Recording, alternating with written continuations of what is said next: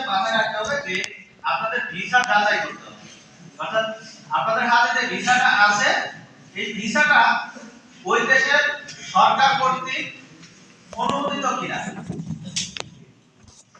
আপনারা সময় সময় অনেক নিউজ বা সংবাদপত্র হোক বা টিভিতে দেখছেন যে মানে ভিন্ন ভিন্ন পথে বিদেশে যাওয়ার ছুটি নিয়ে বিদেশে যাচ্ছে, ইউরোপে যাচ্ছে, তারা ভূমধ্য সাগরে ট্রলার নদীতে মারা যায় বা এরকম অনেক প্রতারণার খবর আপনারা শুনছেন, তাই না? এই যে জিনিসগুলো হয়েছে এইগুলোকে দমানোর জন্য বা আপনাদেরকে আরো কিভাবে সক্ষমতার সাথে এবং বৈধ প্রক্রিয়ায়